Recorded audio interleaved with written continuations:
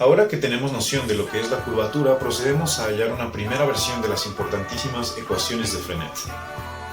Dichas ecuaciones dan información sobre el cambio instantáneo de los vectores tangente y normal, que de estar definidos en cada punto inducen un nuevo marco de referencia. Y es que si pensamos a la parametrización de una curva como ir recorriendo puntualmente la imagen de la misma, seguramente resultará útil poder medir las cosas desde donde me encuentre en cada momento, ¿no? Para avanzar en esto, definimos primero a los vectores tangente y normal en cualquier punto S0 como la derivada de alfa entre su norma para el vector tangente y la segunda derivada de alfa entre su norma para el normal. Notemos que si alfa está parametrizada por longitud de arco, en la definición de tangente no hace falta dividir entre la norma, pues esta ya va a ser 1. De modo que si la curva tiene por dominio un intervalo I subconjunto de R y es de clase C2, podríamos definir como funciones al vector tangente y normal en cada punto con el mismo dominio. Esto claro si los denominadores nunca se hacen cero.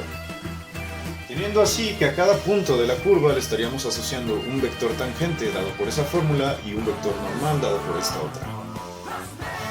Bien, pues si ya tenemos definida esa función vector tangente en cada punto, derivémosla. Por simplicidad, como mencioné anteriormente, tomaremos S como el parámetro de longitud de arco. Entonces el vector tangente será simplemente alfa prima, y para encontrar esto habrá que derivar nuevamente. O sea que en este caso el cambio instantáneo del vector tangente es simplemente alfa biprima, la segunda derivada de alfa. Y aquí sí quiero hacer mucho énfasis en que estamos haciendo este procedimiento solo para cuando S es dicho parámetro. Si no lo fuera, aquí habría que dividir todavía por la norma de alfa prima y esta derivada sacarla de otra forma. Pero bueno, como existe este teorema sobre que toda curva se puede parametrizar por longitud de arco, proceder así está justificado. Y bueno, estarán de acuerdo que a esa segunda derivada la puedo escribir así, ya que se cancelarían esas dos cosas que estoy agregando. ¿Y por qué diablos haría eso? Quizás sea la pregunta. Pues porque aquí queda ya la definición del vector normal, ¿no? Y solo estoy multiplicando por un 1, es decir, no estoy alterando nada. Y como la norma de esto es solo un numerito, pues tenemos que la derivada del vector tangente es un múltiplo escalar del vector normal. Espero que esto tenga todo el sentido del mundo si vieran los videos anteriores, ya que justo mencionábamos las condiciones para que la primera y segunda derivada de una curva fueran perpendiculares. Para terminar esta expresión, recordemos que a la curvatura la habíamos definido precisamente como la norma de la segunda derivada, pudiendo así sustituir y obtener algo bastante concreto para la derivada que estábamos buscando. Y en este punto es bueno no perder de vista que estábamos buscando eso porque en cada punto de la curva vamos a tener un nuevo marco de referencia dado por el vector tangente y el vector normal, y quisiéramos determinar de manera precisa cómo va cambiando dicho marco a lo largo de la curva. Hemos conseguido el primer paso para eso, obtener una función que nos diga cómo va cambiando el primero de esos dos vectores del nuevo marco de referencia en cada punto, es decir, cómo cambia el vector tangente. Y esa formulita mejor encuádrenla bien, porque es a lo que se le conoce como la primera fórmula de Frenet.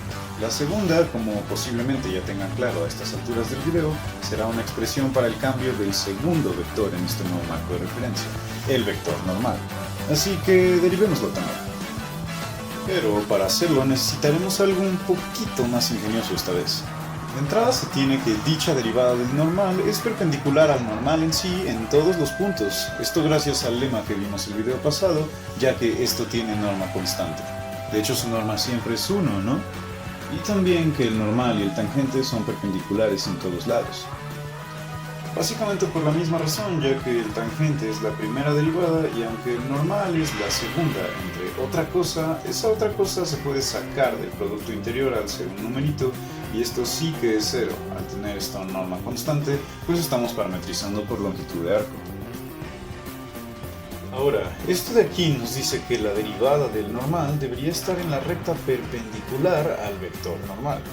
Pero luego esto de acá nos dice que ya el tangente es algo sobre esa recta. O sea, si son perpendiculares, pues está en la recta perpendicular, ¿cierto? Quiere decir que para encontrar esto que está sobre esta recta, podríamos tomar este vector que ya está sobre ella y simplemente hacerlo o más grande, o más chico, o tal vez incluso voltearlo.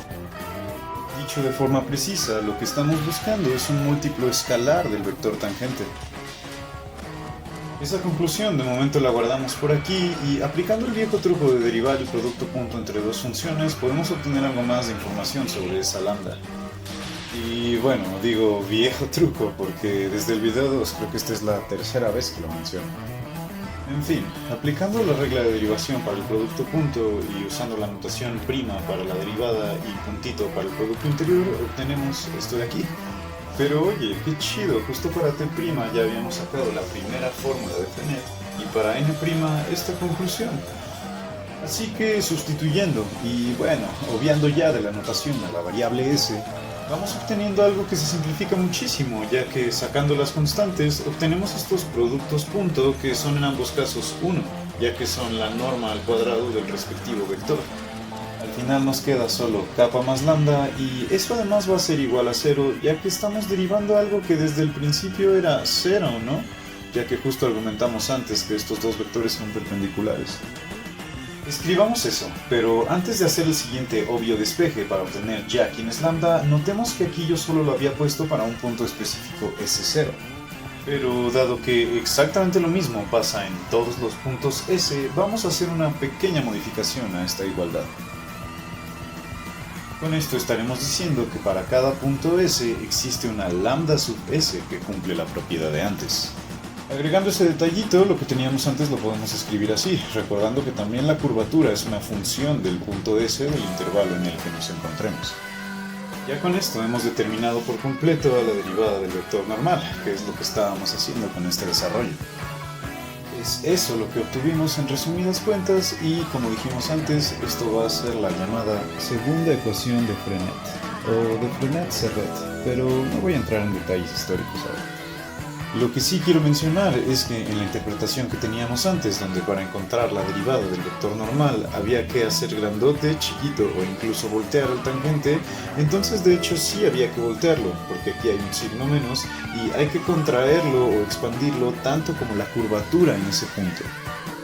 Todo eso lo podemos resumir en este simple dibujito donde la curva alfa es esto azul, su vector tangente es este de aquí que tiene que medir 1 y lo que acabamos de encontrar, o sea la derivada del vector normal, estaría en la dirección opuesta donde su tamaño es la curvatura en ese punto.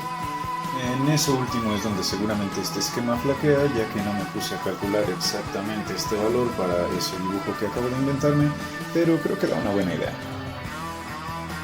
Condensando todo lo que vimos y demostramos en este video, tenemos las ecuaciones de Frenet en 2D, que nos dicen el cambio instantáneo de los vectores normal y tangente a una curva, los cuales determinan un nuevo marco de referencia en todos sus puntos, el cual podemos utilizar para entender la dinámica de un objeto que se mueve sobre dicha curva. Ya para finalizar, vean que estas ecuaciones las obtuvimos suponiendo que ya teníamos una curva alfa, que de hecho cumplía algunas condiciones, y por tanto conocíamos los valores de n, t, sus normas y demás. Pero antes de pasar al siguiente video, los invito a hacerse la genial pregunta. ¿Y si, más bien, yo no conociera los valores vectoriales que toman n, t ni sus derivadas, ¿no convendría ver esto como un sistema de ecuaciones diferenciales a dos funciones incógnita? Espero se diviertan un poco pensando en eso. Ya hablaremos de ello después. Hasta la siguiente.